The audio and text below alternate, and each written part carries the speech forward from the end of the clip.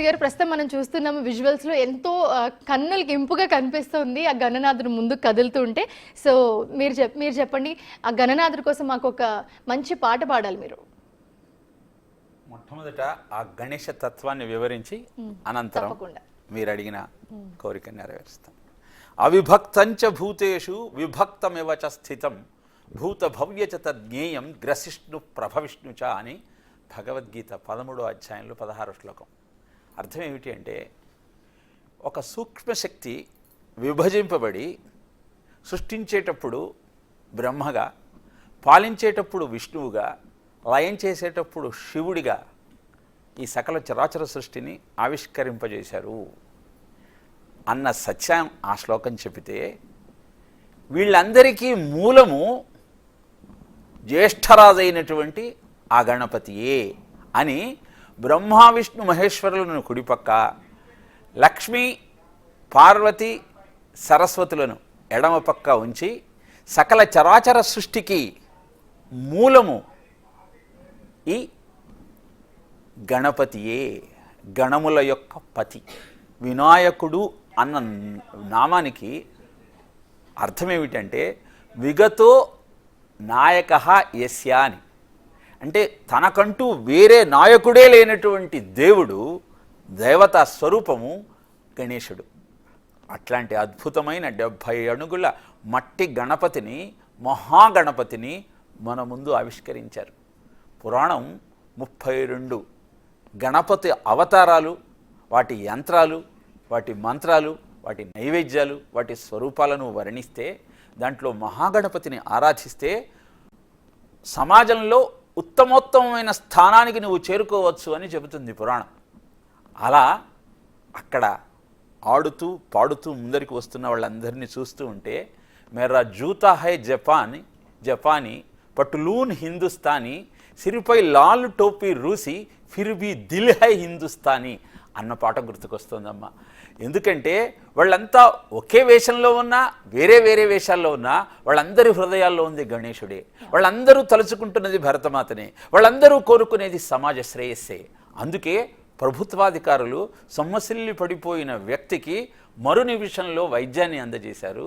Cinema హీరోల అభిమానులంతా ఈ సామాజిక ఉత్సవం సఫలం కావాలన్న సంకల్పంతో వారి అభిమానాన్ని ప్రజాహితం కోసం వెచ్చిస్తూ ఉంటే, ట్రైన్స్ బస్సుల యొక్క వేళలను పెంచి ఈ ఉత్సవంలో అందరూ పాల్గొన్నప్పుడే భిన్నత్వంలో ఏకత్వం కలిగినటువంటి భారత జాతి యొక్క రూపం ఆవిష్కరింపబడుతుందని, అనేకతామే ఐక్యమంత్రుకో జన జన ఫిర్ అపునాతా హై, ధీరే ధీరే దేశ్ హమారా ఆగే బడతా జాతా హై అన్న అద్భుతమైన సత్యాన్ని వాళ్ళు మనకు తెలియజేస్తున్నారు. అందుకే మీరు అన్నట్టు కనుల పండువ ఆ అద్భుతమైన గణపతి స్వరూపమే ప్రసన్నో కరటీముఖ అని శాస్త్రం. అంటే గణపతిని చూస్తేనే చాలట మనస్సు ప్రశాంతంగా అవుతుందిట. అసలు గణపతి యొక్క మొట్టమొదటి నామం ఏమిటి అంటే సుముఖాయ నమః. అంటే అర్థము మంచి ముఖము కలవాడు. పిల్లవాడు మిమ్మల్ని ప్రశ్నిస్తాడు, నాన్నగారు గజవక్త్రం ఉన్నవారిని చూసి మీరు సుముఖాయ నమః అంటున్నారే, అది ఎలా సాధ్యము అంటే సమాధానం ఒక్కటే. గణపతిని చూసిన మరుక్షణమట చంచలమైన మనస్సు నిశ్చలంగా మారిపోతుందిట. పూర్ణ చంద్రుడిని చూస్తే ఎలాంటి ఆహ్లాదము ఆనందము కలుగుతుందో, అలా గజవదనుడిని నువ్వు చూసినప్పుడు నీ మనస్సు నిశ్చలంగా మారుతుంది. సంకల్ప వికల్పాత్మకమైన మనస్సు స్థిరంగా మారినప్పుడు నువ్వు చేసే కార్యక్రమాలన్నీ అద్భుతమైన విజయాలను నీకు సమకూర్చి పెడతాయి. అందుకే గణేశ ఆరాధన లేకుండా ఎవ్వరూ ఏ కార్యక్రమాన్ని ప్రారంభించరు. బ్రహ్మ విష్ణు మహేశ్వరులతో సహా ఎవరైనా మొట్టమొదట ఆదౌ పూజ్యో గణాధిపః అని గణేశుణ్ణి ఆరాధించిన తరువాతే అన్ని పూజలు చేయటానికి, అన్ని కార్యక్రమాలు చేయటానికి కారణం ఏంటంటే, చెంచలహం యమన కృష్ణ ప్రమాధి బలవదృఢం తస్యాహం నిగ్రహం మన్యే వాయోరివ సుదుష్కరమని అర్జునుడు కృష్ణుడిని ప్రశ్నిస్తాడు భగవద్గీతలో.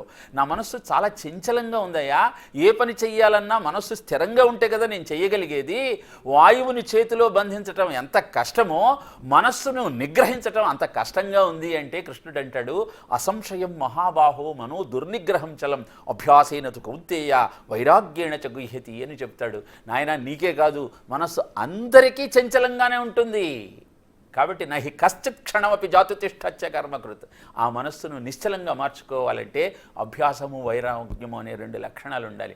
అవన్నీ ఎక్కడి తెస్తాం? ఒక్కసారి చేతులెత్తి శుక్లాంబరధరం విష్ణుం శశివర్ణం చతుర్భుజం ప్రసన్నవదనం ఛాయే సర్వవిఘ్నోపశాంతయే అని ఆయనకు నమస్కరిస్తే నీ మనస్సుని నిశ్చలంగా ఉంచి నీ బుద్ధిని ప్రచోదనం చేసి నువ్వు చేసే కార్యక్రమంలో నీకు విజయాన్ని అందజేస్తాడు. ఆ సత్యాన్ని ఆ మహాగణపతి రూపంలో ఆవిష్కరిస్తూ అద్భుతమైన ఆనందాన్ని అందరికీ కలగజేస్తూ నిమజ్జన కార్యక్రమానికి వాళ్ళు ఉద్యుక్తులవుతున్న సత్యాన్ని ఆ దృశ్యం ద్వారా మనం గ్రహించవచ్చు.